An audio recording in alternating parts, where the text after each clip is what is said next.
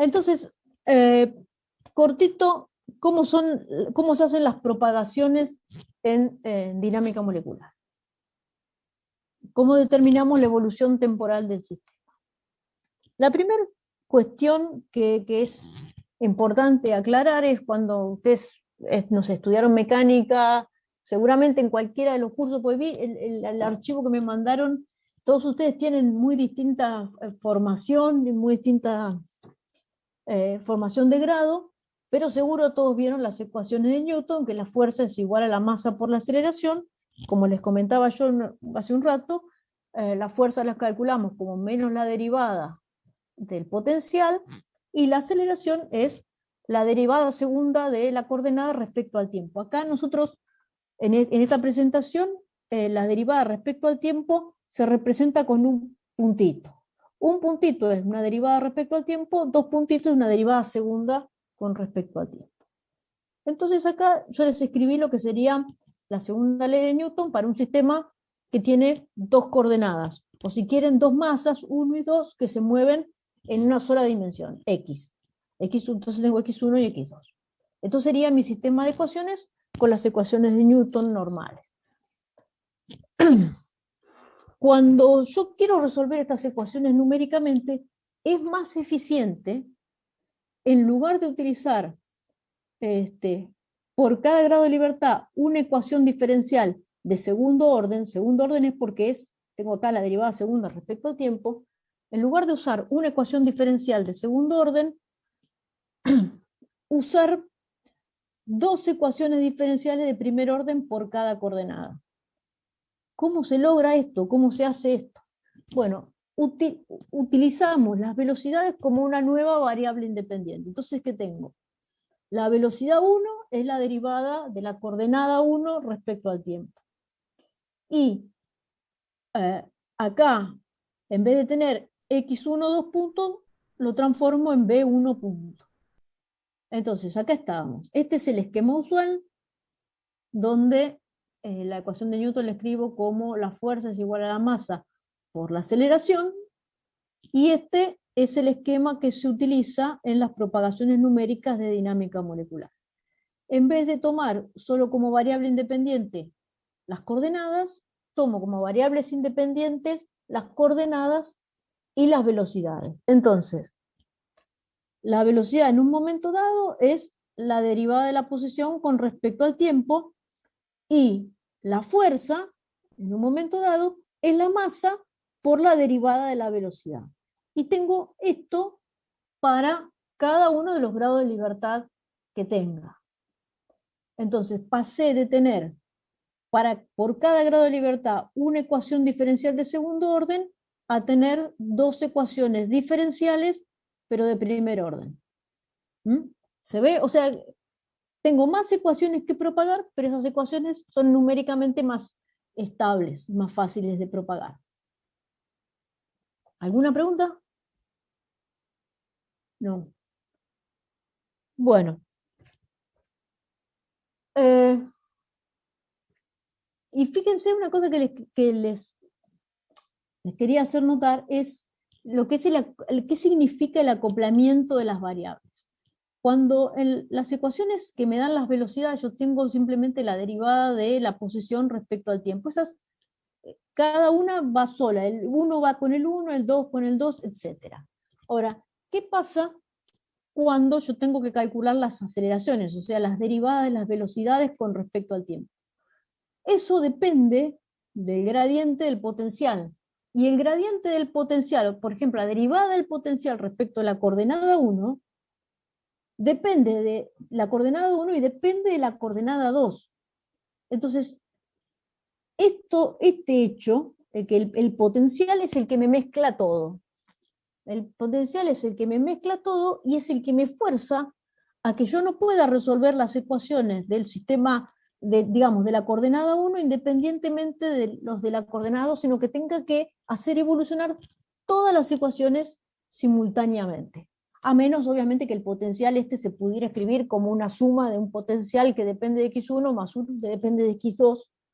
Eso en mecánica clásica se llama que el potencial es separable, bueno, en cuántica también, y ese es, digamos, es lo ideal desde el punto de vista de la solución, pero también es lo aburrido. No sé de qué trabajaríamos nosotros si los sistemas fueran separables. Pero es importante, digamos, que vean el origen del problema de tener que propagar todas las ecuaciones al mismo tiempo. Entonces, ¿cómo hacemos la solución?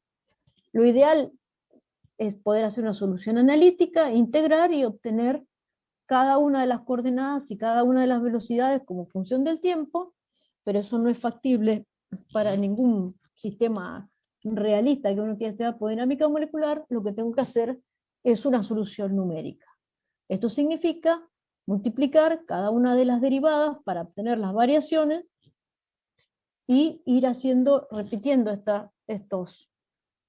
estos pasos, esta multiplicación por delta t un montón de veces. En la solución numérica yo lo que voy a hacer es avanzar por pequeños delta t, pero fíjense que nunca voy a obtener la curva, solamente voy a obtener los puntos. Y estos puntos dependen de la condición inicial.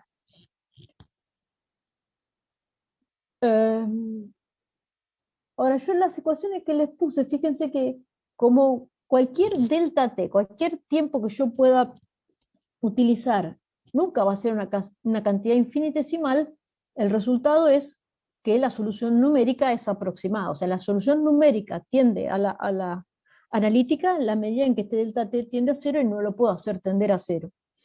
Entonces, tengo que pensar distintos algoritmos que me permitan usar un delta t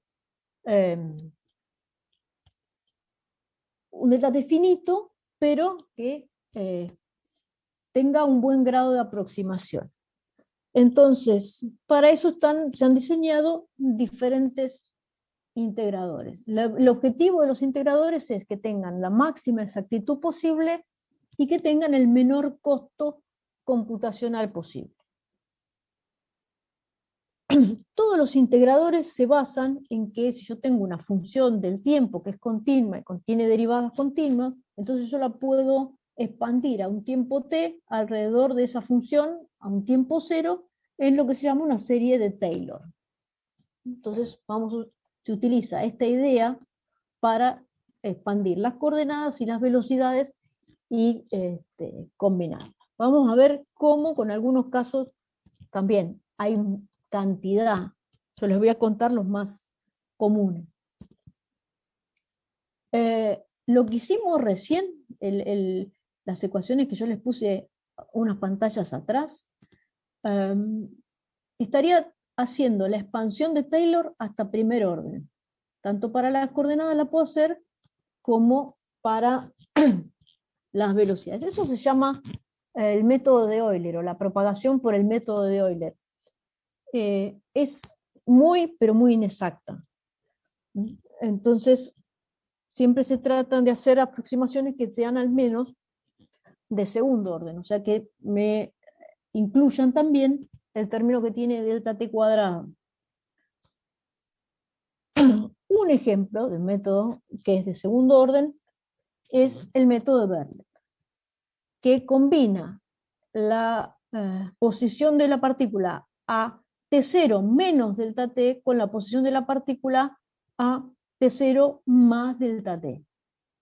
Entonces, el resultado, fíjense que yo obtengo x a T0 más delta t a partir de x a T0 menos delta t y la aproximación por delta t cuadrado. O sea que es de segundo orden, que es una de las cosas que yo quería tener. Otra cosa que tiene esta propagación de Verlet es que fíjense que no necesito las velocidades, solamente tengo las aceleraciones y 2 puntos de la integración. O sea, el primer punto lo hago con cualquier método y después, una vez que ya tengo 2 puntos, puedo ir con el algoritmo de Verlet propagando a segundo orden respecto de las coordenadas. El problema con este método es que yo las velocidades las necesito, no puedo hacer una dinámica molecular sin calcular velocidades porque no estaría teniendo la temperatura. Y entonces, para tener las velocidades, en este caso, en el método de Verlet, tengo que usar esta cuenta, y esto es primer orden para las velocidades, lo cual no resulta tan conveniente.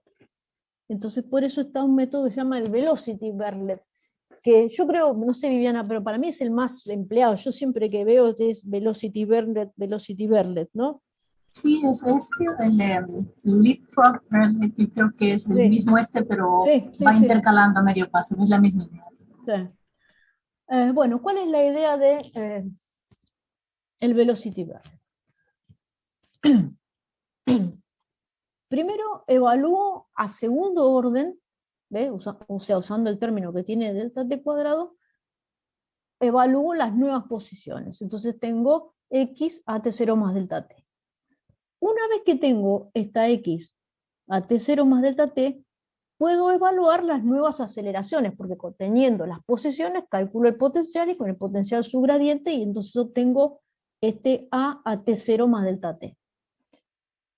Entonces, una vez que tengo las nuevas aceleraciones, puedo calcular las nuevas velocidades a t0 más delta t a partir de la velocidad a t0, utilizando el promedio de las aceleraciones entre t0 y t0 más delta t. Esto me da un segundo orden también con respecto a la velocidad, y por eso el método es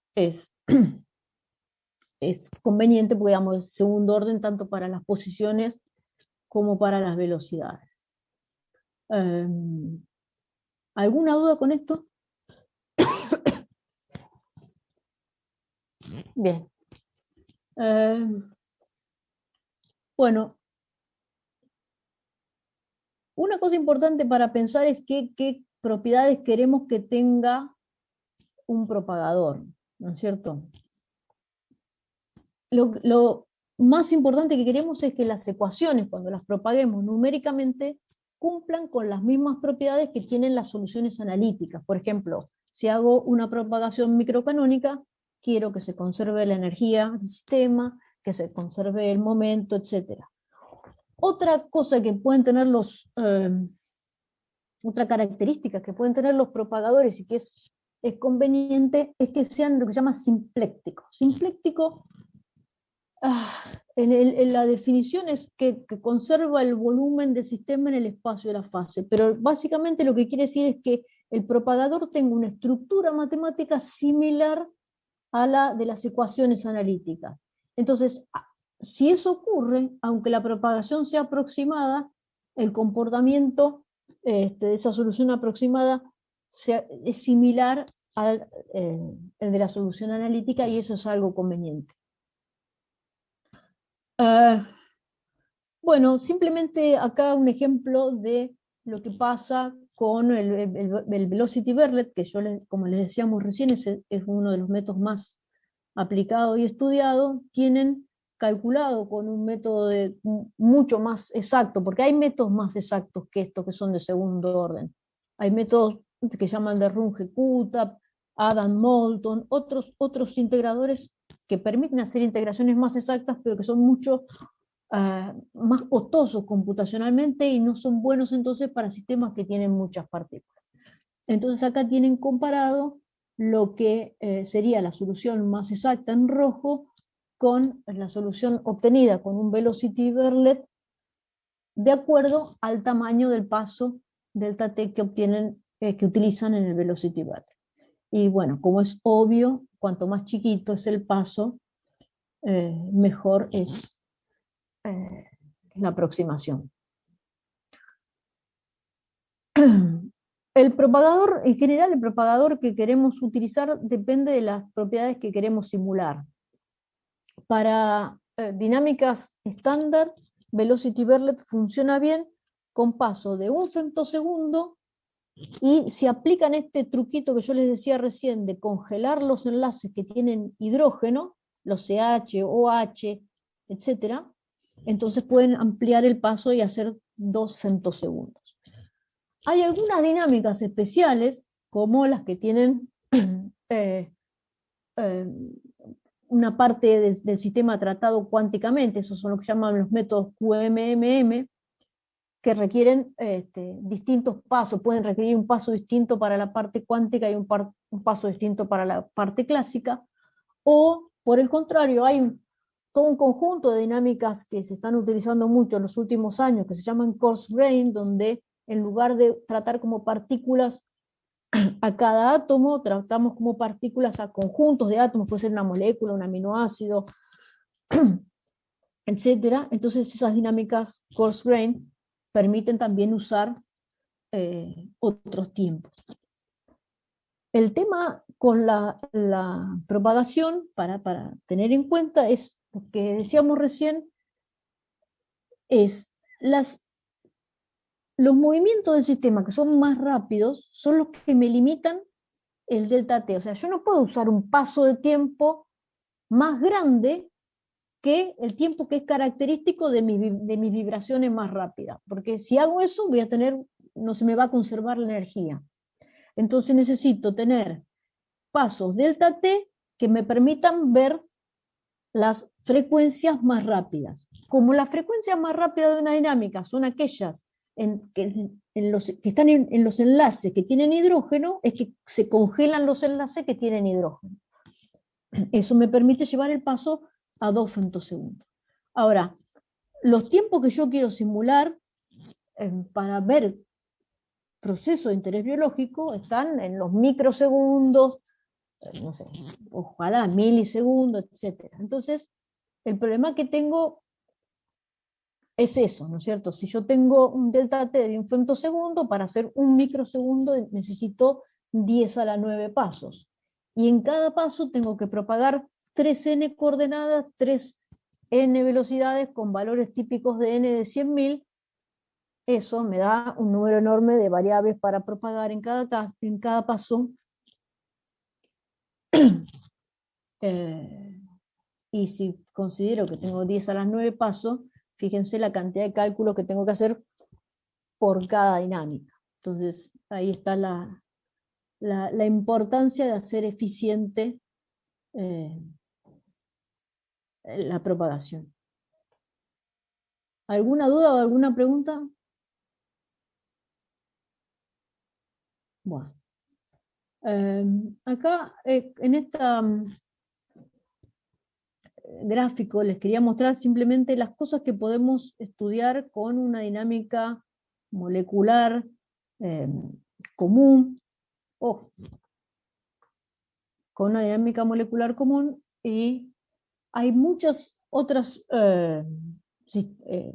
procesos que son de interés, como por ejemplo la cinética de una proteína, que combinando dinámicas moleculares simples también se pueden acceder, pero con una sola dinámica molecular común vamos a estar acá entre los nano y pico segundos y no más. Y un último tema que les quería comentar respecto de la propagación es el problema del caos. Que el caos no es algo que es propio de la dinámica molecular, sino que es general a todos los sistemas dinámicos. ¿Qué significa que un sistema sea caótico? Significa que pequeñas diferencias en las condiciones iniciales, por ejemplo esta diferencia entre estos dos puntitos al inicio de una dinámica, hacen que la diferencia entre las dos trayectorias sea cada vez mayor. Como se muestra acá en esta ecuación, el módulo de esta distancia delta entre los puntos de ambas trayectorias crece exponencialmente con el tiempo. Cuando esto pasa, es que el sistema es caótico. Entonces, una pregunta que uno podría hacerse es, ¿qué efecto tiene el caos en las simulaciones de dinámica molecular? Esa sería la pregunta básica. Y para ver eso, tenemos que ver, digamos, qué tan sensible es mi resultado a las condiciones iniciales. Entonces, lo que yo les voy a mostrar es un ejemplo con un sistema sencillito, pero que es común a todos los sistemas que se llaman condensados. El ejemplo sencillo que vamos a ver es el de un tetrámero de 4 moléculas de agua. O sea, son 4 moléculas de agua que están interaccionando entre sí. Y lo que vamos a mirar cómo evoluciona en el tiempo es este parámetro epsilon de t, que epsilon de t, fíjense lo que hace. Se fija la partícula i al tiempo t en una trayectoria y la partícula i al tiempo t en la trayectoria prima, que está un poquito corrida de esta. O sea, tengo dos trayectorias, la original y la prima. Y lo que me fijo es cuánto difieren las posiciones en la trayectoria original y en la trayectoria prima, sumo para todos los átomos de mi sistema y divido, o sea, hago como un promedio de esta desviación. Esto es lo que se llama el RMS, de Root Mean Square Deviation. Root Mean Square Deviation. Después saco raíz cuadrada porque acá, para que no se me compensen los positivos con los negativos, es LB al cuadrado. Entonces, ¿qué es lo que pasa con este RMSD? Que me mide cuánto difieren dos trayectorias que empezaron con una pequeña diferencia. Acá tendrían, esto simplemente cómo podría ser la evolución de mis moléculas en el tiempo. Y fíjense el resultado. Vamos a ver esta curva con un poquito de detalle. En este primer gráfico yo tengo trayectorias. La trayectoria original y la prima, por ejemplo, acá empezaron con un epsilon de 10 a la menos 4, acá empezaron con un epsilon de 10 a la menos 6, y acá empezaron con un epsilon de 10 a la menos 8. Y hice la integración con un paso de 0,1 femtosegundo. Y lo que veo es que las dos trayectorias empiezan a separarse, por eso el RMS decrece.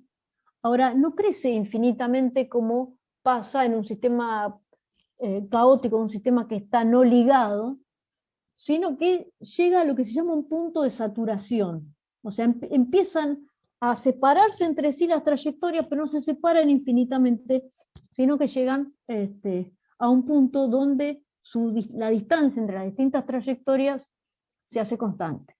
Y eso pasa, fíjense que llega al mismo punto independientemente de la diferencia que yo haya tenido inicialmente, y este gráfico es igual a este, solo que con un paso de integración más realista, como sería de un femtosegundo, que sería una cosa que uno puede aplicar en una simulación típica. Entonces, lo que veo es que el caos no me produce ningún efecto deleterio sobre mis simulaciones, sino que es un efecto muy acotado. Y como decíamos hoy, como voy a hacer estadística, después si no sigo exactamente por la trayectoria exacta, no me resulta tan importante. ¿Alguna pregunta?